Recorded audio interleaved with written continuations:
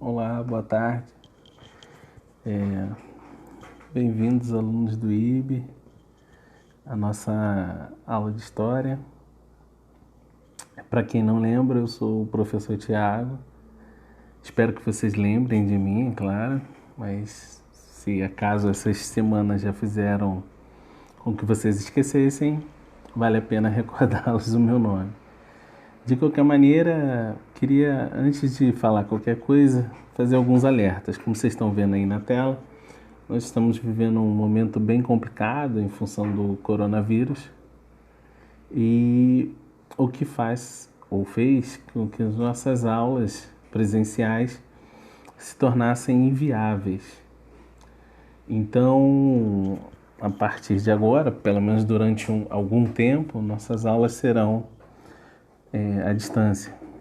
E queria deixar para vocês algumas questões sobre esse coronavírus. Primeiro, para que vocês se cuidem, tomem as precauções que estão sendo passadas pelas autoridades e também que vocês aproveitem esse tempo com a família para cuidar dos seus relacionamentos, relacionamento com os pais de vocês, relacionamento com os irmãos, com os amigos. Vale a pena ligar para um amigo, saber se está tudo bem com ele. E esse tempo também é um tempo que a gente pode aproveitar para estudar. É evidente que estar de quarentena não significa que estamos de férias.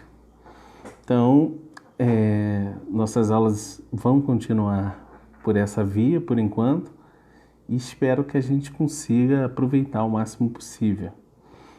Só para recordar, nas nossas últimas aulas, estávamos falando sobre a Primeira República.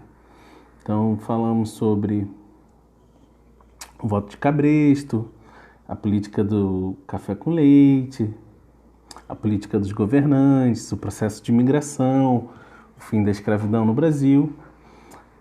E também, de certa maneira, nos compete refletir sobre algumas revoltas que aconteceram na Primeira República. Se vocês vão ver agora aí na tela de vocês, um mapa, eu procurei marcar no mapa para vocês em amarelo Santa Catarina, Paraná, o Rio de Janeiro e a Bahia. São o foco das 3 revoltas que nós vamos falar rapidamente aqui no nosso vídeo. Vocês estão vendo ali do lado, né? A gente vai falar do Movimento dos Canudos, a Guerra do Contestado e a Revolta da Chibata. São 3 revoltas populares que marcaram significativamente o período que a gente chama de Primeira República. Então, começando pelo Movimento dos Canudos, esse é um movimento que já ganhou vários filmes e séries de televisão, mas fundamentalmente é um movimento baseado numa lógica de messianismo, né? Então, vou passar aqui para que vocês tenham uma definição, né, do que seria esse messianismo. Geralmente, essa lógica messiânica se acredita que existe um Messias e que esse Messias é um ser predestinado para melhorar as condições de vida de certa parte da sociedade, digamos assim. Então, geralmente, líderes religiosos se apresentam como Messias e dão a um conjunto da população uma esperança de que elas vão ter uma condição de vida melhor. E mais ou menos isso que aconteceu em Canudos. E também a gente vai ver um pouco em relação à Guerra do Contestado. Então, as pessoas tinham em Canudos uma condição de vida muito ruim, e isso vai fazer com que elas procurem algum tipo de alívio para suas condições de vida. E no meio dessas condições de vida bem complicadas, digamos assim, vai surgir um homem chamado Antônio Conselheiro, que vocês estão vendo agora no vídeo. E o Antônio Conselheiro era um padre, um líder religioso, se vocês quiserem assim chamar, que vai começar a falar sobre a miséria, sobre o fim da miséria, sobre o fim das desigualdades sociais e vai fundar uma comunidade. Essa comunidade vai ser fundada na região de Belo Monte, ali na Bahia, e numa região que era chamada de Canudos, né? Então, eles vão fundar meio que uma comunidade paralela ao que existia na sociedade daquele tempo, e Canudos vai ter uma série de leis próprias. Então, geralmente a Bíblia vai ser usada para criar as leis de vestimenta, de conduta moral e tudo isso. E isso vai começar a incomodar os fazendeiros da região, porque uma série de camponeses que trabalhavam em suas fazendas vai começar a deixar de trabalhar e vão se mudar para Canudos. Então Canudos vai começar a crescer, os historiadores estimam que mais ou menos 20 mil pessoas moravam em Canudos, e vai começar a existir uma pressão desses fazendeiros para que Canudos seja invadida, digamos assim, pelas tropas da Federação. Então, Canudos vai resistir várias tentativas de invasão por parte das tropas federais, mas não vai resistir durante muito tempo. Se a gente pensar que Canudos é fundada em 1893 e ela cai, né, os últimos cidadãos de Canudos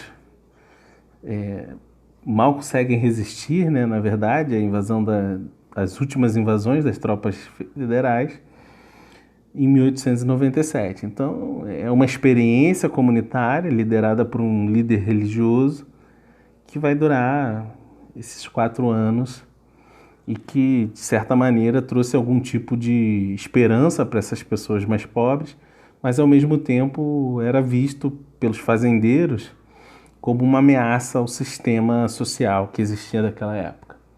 Algo bem parecido a gente vai ver na Guerra do Contestado, que acontece numa região bem diferente, né? A região da Guerra do Contestado acontece ao sul do nosso país, ali entre o que é o Paraná e Santa Catarina, fundamentalmente uma região onde as pessoas cultivavam erva mate e outros produtos pequenos para poder subsistirem, né, viverem, continuarem vivendo. E as condições de vida também não eram muito fáceis, não eram as melhores. E, de certa maneira, as condições daquela região vão se tornar cada vez piores a partir do momento em que o governo federal concede para uma empresa chamada Brazil Railway, ou seja, é uma empresa que ia construir uma ferrovia que ligaria o Rio Grande do Sul até São Paulo, até São Paulo, no caso, e essa ferrovia passaria justamente nessa região, que era uma região de pequenos produtores, digamos assim, muito pobres, que começam a ouvir as pregações, digamos assim, de um curandeiro, digamos assim, chamado Monge José Maria. Que vou passar aqui para vocês verem uma foto, mais ou menos, de quem seria José Maria. Essa figura do José Maria é uma figura bem complicada, assim, historicamente dizendo, porque a gente conhece pelo menos 3 pessoas que se chamaram de José Maria, ou seja, pode ser que tenha existido 3 José Marias ou 3 pessoas que se denominavam José Maria que lideraram esse grupo. Assim como Canudos, a Guerra do Contestado tem um caráter messiânico. Então, o José Maria, ele se apresentava como um Messias que levaria o povo a melhores condições de vida, a um lugar melhor, digamos assim, e a garantia dos seus direitos, né? Então, em 1912, quando as obras da Brazil Railway se iniciam, o José Maria vai liderar um conjunto de seguidores para lutar contra